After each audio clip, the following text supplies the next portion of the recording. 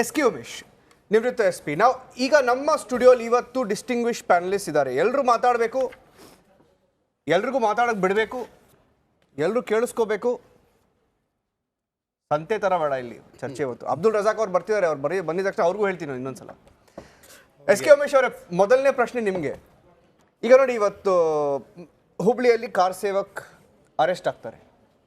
ಆ case list ಇಲ್ಲಿದೆ ನನ್ನ ಕೈಯಲ್ಲಿ. ನೋಡಿ ಸರ್, ಇದೊಂದು ಒಂದು 16 ಕೇಸ್ ಆಯಿತು. 16 ಕೇಸ್ ಲಿಸ್ಟು ನನ್ನ ಕೈಯಲ್ಲಿದೆ. ಈಗ ಇವತ್ತು ಆರೋಪ ಇರೋದು ದಟ್ಟಾಪೀಠ ಅಲ್ಲಿ ಅದು ಕೇಸ್ ರಿಓಪನ್ ಮಾಡಿದ್ದಾರೆ ಅಂತ. ನಾವು ಈಗ ಇದು ಪ್ಯಾಟರ್ನ್ ನೋಡಿದ್ರೆ you served in the force. ಈಗ ಇದು ಕೋಇನ್ಸಿಡೆನ್ಸಾ ಪ್ರೊಸೀಜರ್ ಅಲ್ಲ ಅಥವಾ ಪೊಲಿಟಿಕಲ್ ಟೈಮಿಂಗಾ? ನಿಮಗೇನು ಅನ್ಸುತ್ತೆ? ಏನಿಲ್ಲ, ಈ ಥರ ಸಾಮಾನ್ಯವಾಗಿ ಈ ಥರ ಕೇಸಸ್ಗಳಲ್ಲಿ ಅಂತ ಅಂದರೆ ಯಾವುದೇ ಒಂದು ಪೆಂಡಿಂಗ್ ಟ್ರಯಲ್ ಏನು ನಮ್ಮ ಹತ್ರ LPT ಕೇಸಸ್ ಅಂತ ಉಳ್ಕೊಂಡಿರ್ತಾವೋ ಅದರಲ್ಲಿ ರೆಗ್ಯುಲರ್ ಪ್ರೊಸೆಸ್ಸಲ್ಲಿ ನಮಗೆ ಪ್ರೊಕ್ಲೈಮ್ ನಮಗೆ ಡಾಕ್ಯುಮೆಂಟೇಷನ್ಸ್ಗಳು, ವಾರೆಂಟ್ಗಳು ಬರ್ತಾ ಇರ್ತವೆ. ಅದರಲ್ಲಿ ನಾವು ನೋಡಿರ್ತಕ್ಕಂಥದ್ದು ಒಂದು 10 ವರ್ಷ 12 ವರ್ಷದ ಬರ್ತವೆ. ಅಂದರೆ ಮ್ಯಾಕ್ಸಿಮಮ್ ಅಂದರೆ 20 ವರ್ಷದವು ನನ್ನ ಸರ್ವಿಸಲ್ಲಿ ತಗೊಂಡಿರುವಂಥದ್ದು ಅಪರೂಪದಲ್ಲಿ ಅಪರೂಪ.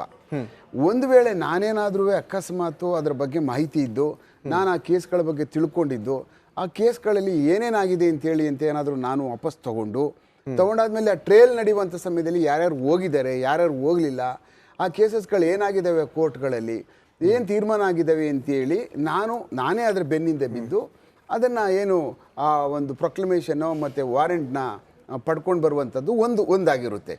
ಎರಡನೇದು, ಒಂದು ವೇಳೆ ಅದು ನಿರಂತರವಾಗಿ ಚಾಲ್ತಿಲಿದ್ರೆ 1992ನೇ ಇಸ್ವಿಯಿಂದ ಚಾರ್ಜ್ ಶೀಟ್ ಹಾಕಿರ್ತಕ್ಕಂಥ ಸಮಯದಿಂದ ನಿರಂತರವಾಗಿ ರೀಇಶ್ಯೂ ಹಾಕ್ಕೊಂಡು ಬರ್ತಾ ಇದ್ರೆ ದಟ್ ಈಸ್ ದ ಪ್ರೊಸೀಜರ್.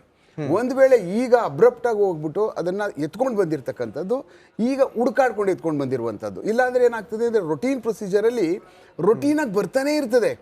ನಮ್ಮ ಸಮನ್ಸು ಮತ್ತು ಪ್ರೋಸೆಸ್ಗಳು ಯಾರು ಜಾರಿ ಮಾಡ್ತಾರಲ್ಲ, ಅವ್ರ ಬ್ಯಾಗಲ್ಲಿ ಒಂದು ಕಂಪಾರ್ಟ್ಮೆಂಟ್ ಇದೆ ಇದೇ ಥರದ್ದು, ತುಂಬ್ಕೊಬಿಟ್ಟಿರ್ತಾರೆ ಅವನು ಎಲ್ಲೂ ಸಿಕ್ಕಲ್ಲ. ಕೋರ್ಟ್ ಅವ್ರು ಕೊಡ್ತಾ ಇರ್ತಾರೆ, ಕೋರ್ಟ್ ಅವ್ರು ಇಟ್ಕೊಂಡಿರ್ತಾರೆ, ಅದನ್ನು ಬರ್ದಾಗ ಕಳಿಸ್ತಾ ಇರ್ತಾರೆ, ಮತ್ತು ವಾಪಸ್ ರೀಇಶ್ಯೂ ಮಾಡ್ತಾ ಇರ್ತಾರೆ.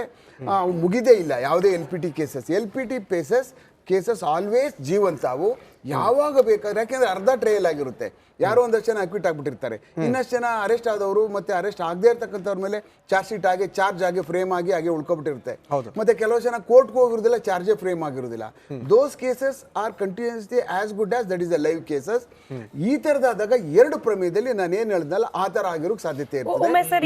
ಬೆನ್ನಿಗೆ ಬಿದ್ದು ಮಾಡಿಸ್ಕೊಳ್ಳುವಂಥದ್ದು, ಇನ್ನೊಂದು ಪ್ರೊಸೀಜರ್ ರೀಶುಗಳಾಗಿ ಅದ್ರ ಮೇಲೆ ವಾರೆಂಟ್ ಮೇಲೆ ಹಲವಾರು ಅದ್ರ ಮೇಲೆ ಸೀಲ್ಗಳು ಹೊಡ್ಕೊಂಡು ಬಂದಿರ್ತಾರೆ ಕಂಟಿನ್ಯೂಸ್ ಆಗಿ. ಅದು ನೋಡಿದ ತಕ್ಷಣ ಗೊತ್ತಾಗ್ಬಿಡ್ತದೆ ಇದು ಹೊಸದಾಗಿ ಮಾಡ್ಕೊಂಡು ಬಂದಿರೋದಾ ಇಲ್ಲ ರೀಇಶ್ಯೂ ಮಾಡಿರ್ತಕ್ಕಂಥದ್ದು ಅಂತ. On the basis of that we can easily say. Umesh sir, ಒಂದು ಅನುಮಾನ. ಈಗ ಶ್ರೀಕಾಂತ್ ಪೂಜಾರಿ ಅವರದ್ದೇ ಕೇಸನ್ನು ನಾವು ಗಮನದಲ್ಲಿ ಇಟ್ಕೊಂಡು ಮಾತನಾಡೋದಾದ್ರೆ 31 ವರ್ಷಗಳ ಹಿಂದಿನ ಕೇಸ್, ಬೇರೆ ಬೇರೆ ಪ್ರಕರಣದಲ್ಲೂ ಕೂಡ ಇವರು ಆರೋಪಿ ಅಂತ ಹೇಳಿ ಮಾಡಿದ್ದಾರೆ ಅಂತ ಹೇಳಿ. 31 ವರ್ಷಗಳ ಹಿಂದಿನ ಕೇಸ್ನ ಒಬ್ಬ ಆರೋಪಿಯನ್ನ ಅರೆಸ್ಟ್ ಮಾಡಬೇಕು ಈ ದಿನ ಅಂತಂದ್ರೆ ನಮಗೆ ಗೊತ್ತಿರೋದು, ತಪ್ಪಿದ್ರೆ ನೀವು ಅದನ್ನ ರೆಕ್ಟಿಫೈ ಮಾಡಿ, ಆತ ತಲೆಮರೆಸ್ಕೊಂಡಿರಬೇಕು, ಇಲ್ಲ ಅಂತಂದ್ರೆ ನ್ಯಾಯಾಲಯದ ಮುಂದೆ ಅಥವಾ ತನಿಖಾಧಿಕಾರಿ ಮುಂದೆ ಯಾವತ್ತೂ ಕೂಡ ಹಾಜರಾಗಿರಬಾರ್ದು.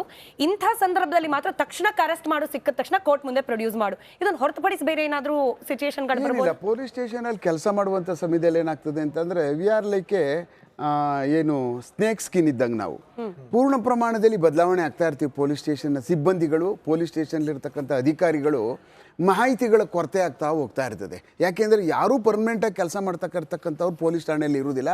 All the cases are new cases in certain period. ಅವ್ರಿಗೆ ಪ್ರತಿಯೊಂದು ಕೇಸ್ಗಳು ಆ ಅಧಿಕಾರಿಗಳಿಗೆ ಹೊಸ ಕೇಸ್ಗಳಾಗ್ತಾ ಹೋಗ್ತಾ ಇರ್ತವೆ. ಅದ್ರ ಬಗ್ಗೆ ಮಾಹಿತಿಗಳು ಕೊರತೆಗಳಾಗ್ಬಿಡ್ತದೆ. ಕೆಲವಷ್ಟು ಕೇಸ್ಗಳು ಕೋರ್ಟ್ಗಳಲ್ಲಿ ನಡೀತಾ ಇರ್ತಕ್ಕಂಥವು, ಮತ್ತು LPT ಕೇಸಸ್ಸು, ಮತ್ತು ನಾವು PTR ಅಂತ ಕರಿತೀವಿ, ಪೆಂಡಿಂಗ್ ಟ್ರಯಲ್ ಕೇಸಸ್ಗಳು. ಆ ಕೇಸಸ್ಗಳನ್ನ ಸಾಮಾನ್ಯವಾಗಿ ನಾವು ನೋಡ್ತಕ್ಕಂಥದ್ದು ಭಾಳ ಕಮ್ಮಿ ಟೈಮ್ನ ಅದಕ್ಕೆ ಸ್ಪೇರ್ ಮಾಡ್ತೀವಿ. ಅಂದರೆ ಭಾಳ ಕಮ್ಮಿ, ಅತ್ಯಂತ ಕಮ್ಮಿ. ಯಾಕೆಂದರೆ ಇದ್ರ ಒತ್ತಡನೇ ನಮ್ಗೆ ಜಾಸ್ತಿ ಇರ್ತದೆ. ಪ್ರೆಸೆಂಟ್ ನಡೀತಾ ಇರ್ತಕ್ಕಂಥ ಟ್ರಯಲ್ ಕೇಸಸ್ಗಳ ಬಗ್ಗೆ ನಮ್ಗೆ ಜಾಸ್ತಿ ಇರೋದ್ರಿಂದ ಇದ್ರ ಬಗ್ಗೆ ತುಂಬ ನಾವು ಕಮ್ಮಿ ನೋಡ್ತೀವಿ.